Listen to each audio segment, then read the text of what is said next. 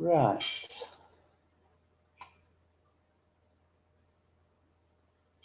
Let's just check here. Okay. Good evening, everybody.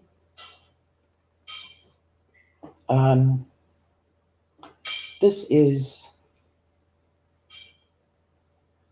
I'm doing this, okay, as a message to President Mnangagwa of Zimbabwe.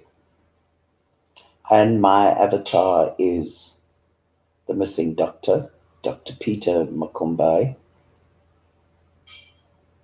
Okay, I most probably got his name wrong. Forgive me for that. He is Zimbabwean doctor who was head of the Zimbabwe, who is head of the Zimbabwe Hospital Doctors Association, ZDHA. He's been missing. According to a WhatsApp message he managed to send, 3 unidentified men abducted him from his home in Harare, Zimbabwe's capital city. Okay. He was a government employee. He'd organized a series of protests to demand better salaries for government doctors. Prior to his abduction, he had received a text message from a local mobile number threatening him with abduction. The Minister of Health, Obadiah Moyo, has confirmed that he's missing and claimed to have activated all state security ministries to secure his whereabouts. He's been missing for approximately 3-4 days. Okay. And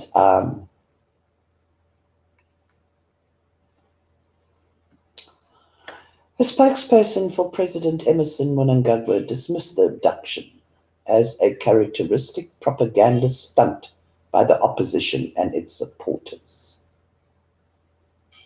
And the doctor's abduction is not an isolated case. Recent months have seen an alarming spike in abductions and torture of critics of the government and the political opposition.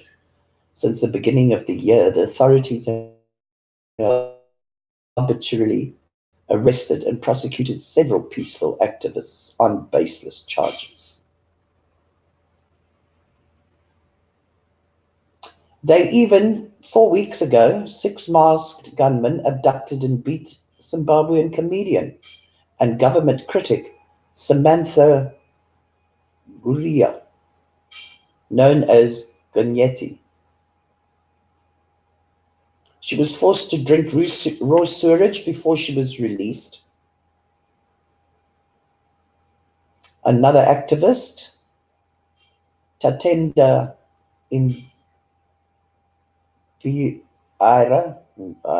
excuse me, please forgive me, was abducted by 8 masked men wielding AK-47 assault rifles.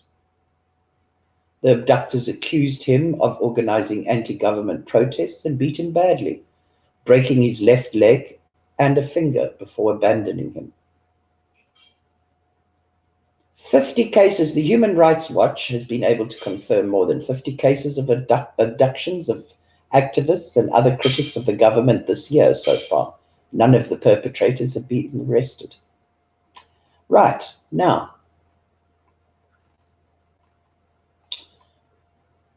President Mnangagwa,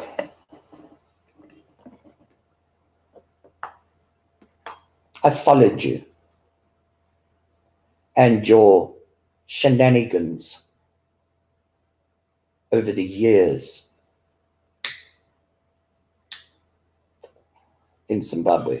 I followed you very closely. And I always predicted that if you ever became president of Zimbabwe,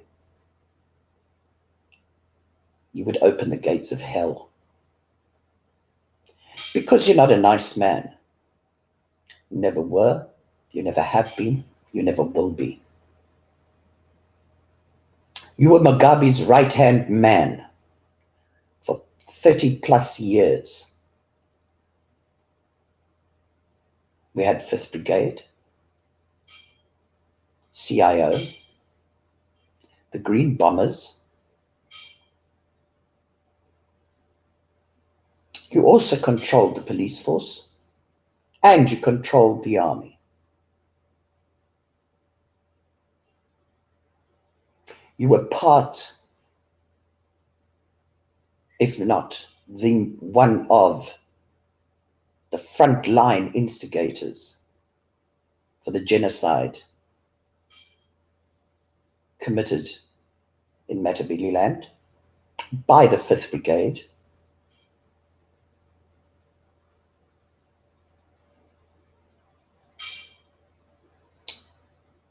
You kept Mugabe in power through using the Zimbabwean army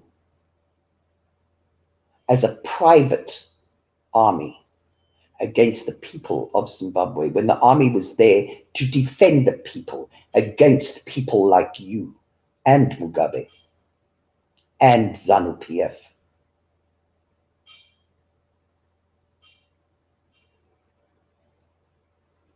You've used the police force against the people. You used the Green Bombers in the rural areas and CIO people in the rural areas to intimidate, terrorize the rural people, because that's where most of your base was. You could isolate them and terrorize them using the chiefs, using anyone that could give you what you wanted. That's why opposition parties have had such a hard time infiltrating into the rural areas, because of the fear that you have put into the people. You won't even allow them radios where they might hear outside broadcasts.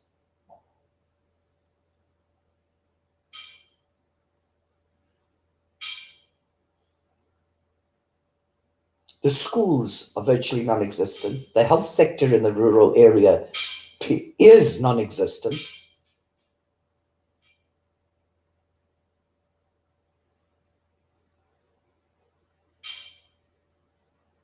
You don't care what the international community says or thinks of you. And yet you want the international community to come in and invest in your country. You can deny all you want that you have anything to do with the abductions. Do you know how I know you're lying, President Mnangagwa? Your lips are moving. You loved operating in the dark, in the shadows.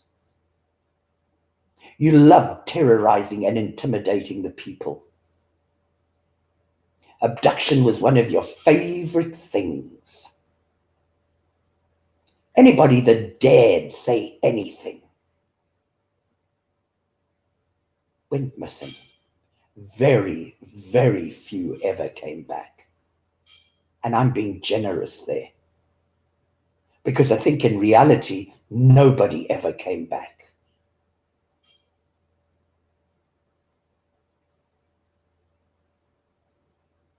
Now you're president of the country.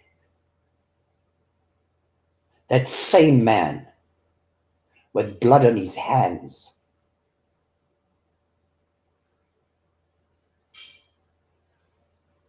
that same man is now the president of the country. And you only got there because you privatized once again the Zimbabwean army. Your coup was an inter-party fight within ZANU-PF, and you used the army to accomplish what you've accomplished. You ran from Zimbabwe. When Mugabe kicked you out of ZANU-PF, you ran. Like the coward that you've always been. And you will always be.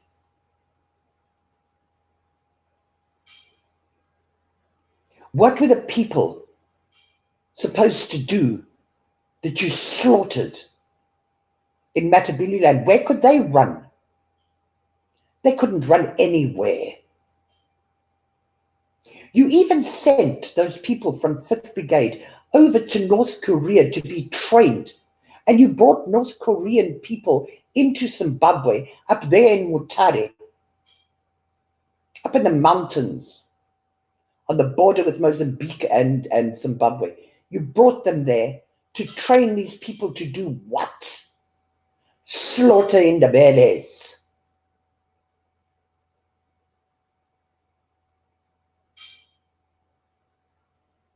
And yet when Mugabe booted you, you ran like a chicken, a headless chicken. Jongwe without the head. You ran to where? South Africa, Mozambique, China, wherever you ran. I don't give a damn where you ran. You ran. But those people that you've abducted, that you've terrorized, that you've slaughtered, the woman that had been raped, they had nowhere to run. They faced the wrath of what you decided their fate was going to be. What right have you got to play God with the people of Zimbabwe? You ain't God, you never will be, you never have been, and you're never going to be. You're a man covered in the blood of others. You're like a cannibal, a vampire.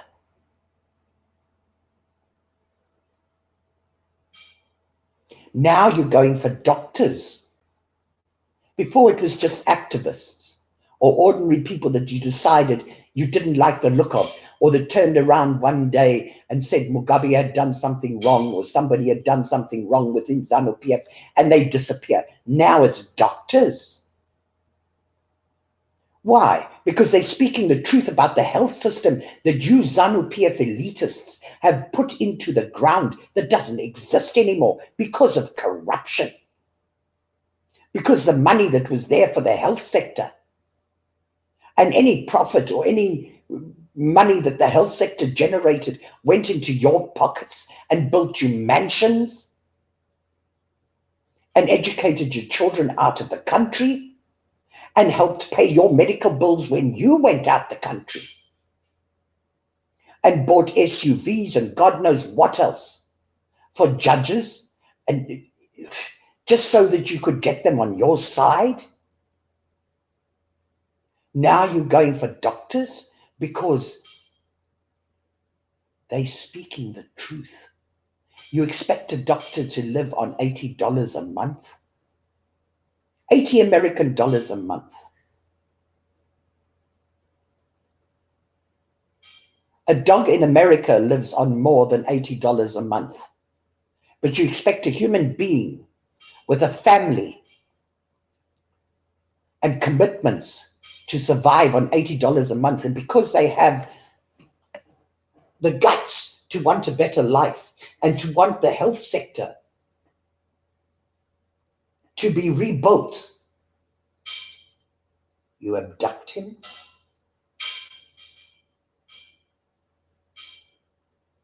You know, not even hell has a place for people like you.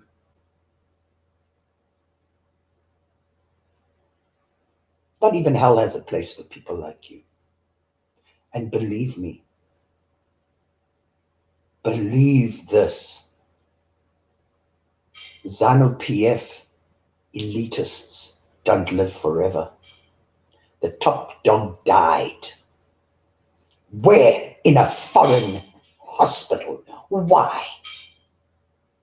Because he had millions and millions to spend on foreign medical aid. Okay? but not millions and millions to rebuild the health sector in his own country. So where did he go? To Singapore, and he died there, and his body should never have been brought back. It should have stayed there as a warning to other dictators like you lot, okay?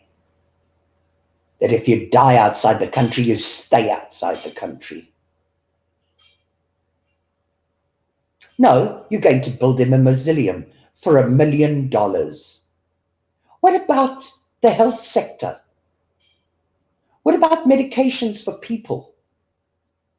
3 to 4 people a week are having strokes because they can't get high blood pressure meds. But you're going to build a mausoleum for Mugabe, who supposedly is a man of the people. What people? Because it certainly ain't the Zimbabwean people.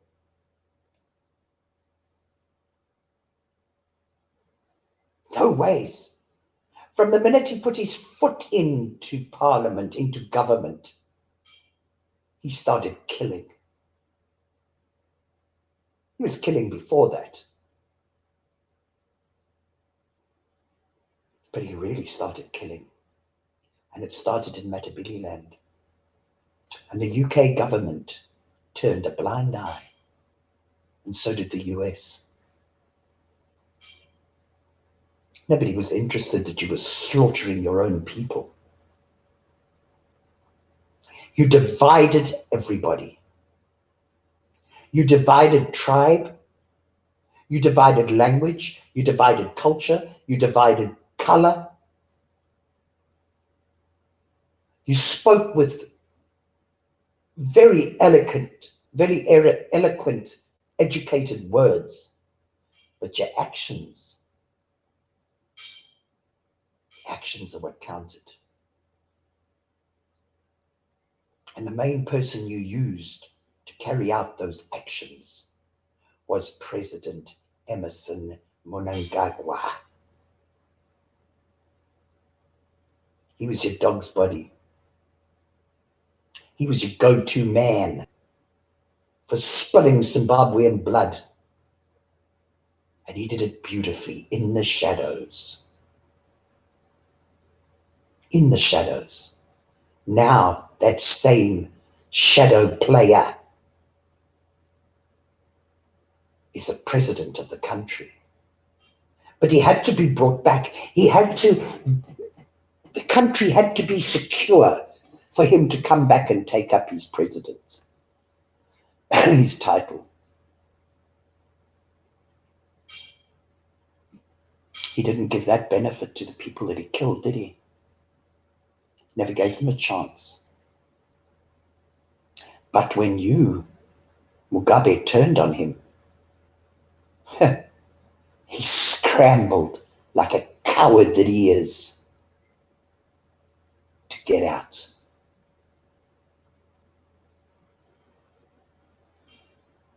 When everybody was shouting, Mugabe must go, Mugabe must go, I said, no, Mugabe mustn't go. Don't shout that. ZANU-PF must go.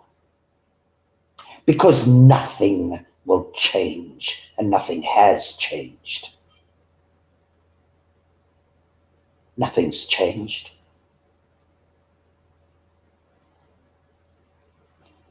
Now you've put the man that worked in the shadows, spilling Zimbabwean blood, now you've put him in power. Well done. Well done.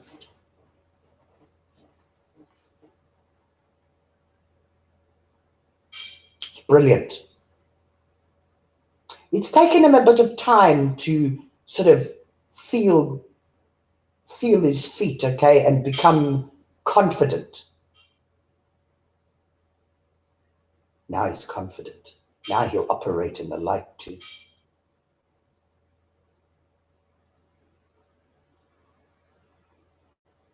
And he's shown you.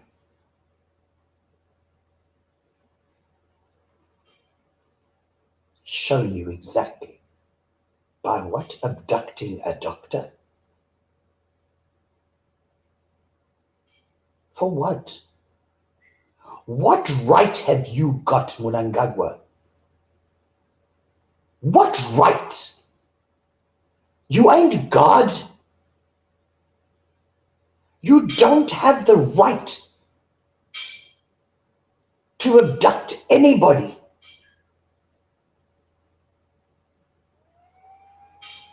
Opposition,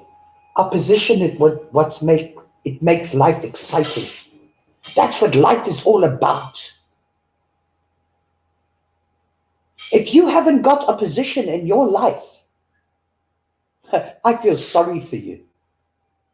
Because you know what? You won't grow if you're surrounded by a lot of yes people.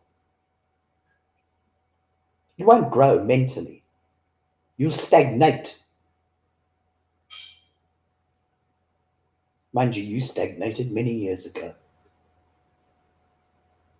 And you know what? When you die, they'll all be waiting for you. Just the same as they waited for Mugabe. Then you'll have to face what you've done and what you're still doing. You want people to invest in your country? Nobody's going to come and invest in Zimbabwe. Only cowboys, mafia, people that want to make a fast buck. They pay you chump change in corruption money. But you're so hungry for money because you've looted everything else dry. The parastatals, businesses, everything. You've looted. You've got nothing left. So these cowboys have got you by the balls. They pay you chump change. Take what they want for next to nothing and get the hell out and become multi-millionaires and laugh like hell at you because you're that desperate and you're that hungry and you're that evil that they can do what they want with you.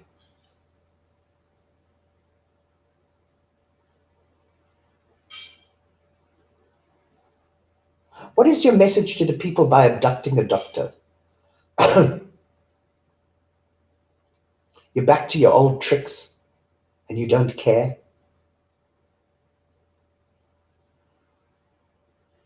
You do what you want, when you want, how you want, and with who you want. Do you know that everything comes to an end eventually? It will.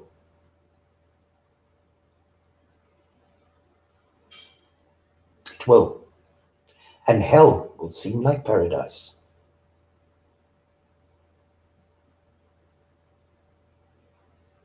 Because what you've done, there's no forgiveness for. None. None.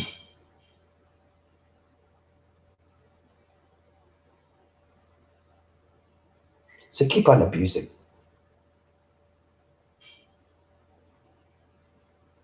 Keep on spilling Zimbabwean blood. But here's a guarantee. You'll never have anything of any worth. You see, you stole all that money, you looted the country dry. And what have you got to show for it? Nothing. Because nothing good comes of stolen goods. Nothing good comes from money that is covered, that is drowned in the blood of the people. Nothing good comes of it. Nothing. You think the international community for 1 minute is going to believe when you shout, you see, Zimbabwe is a democratic country. Do you seriously think they're that stupid? Are you that self-obsessed? Did you really think that they're going to buy it?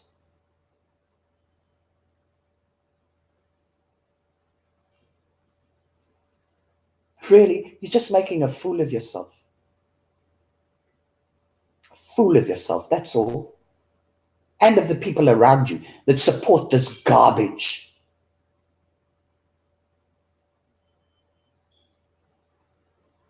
So my message to you, President Mnangagwa and Vice President Chiwenga and ZANU-PF and CIO and the Zimbabwean army and the Zimbabwean police force,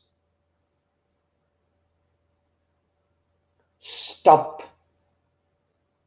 killing, raping, mutilating, torturing, and abducting people. They don't belong to you. They aren't your toys.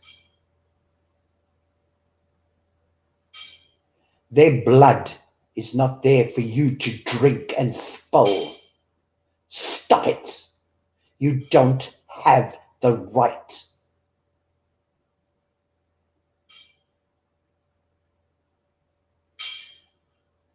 You do not have the right. And to the international community, get some balls for a change. Stop mincing around this man.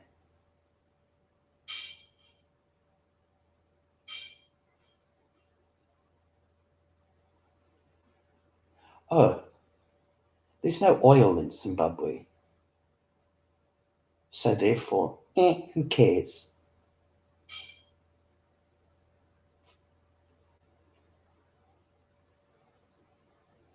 You're guilty, just as much as Mnangagwa is, and ZANU-PF. But you know what? One day it comes to an end. One day. Okay. For the family of the missing doctor, my thoughts, my prayers go out to you.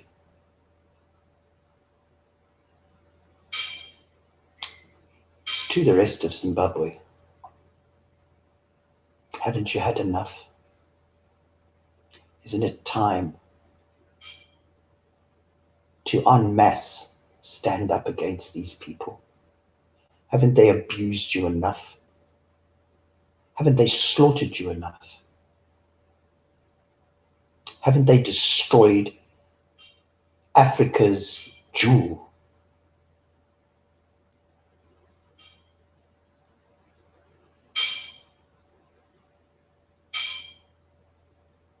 My message to ZANU-PF and the imposed president and imposed vice president.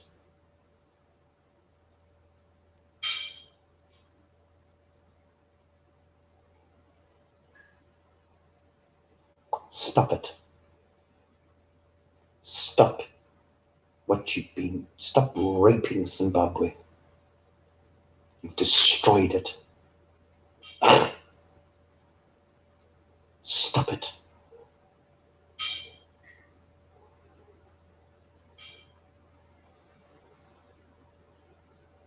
Thank you very much. Good night. May your gods go with you.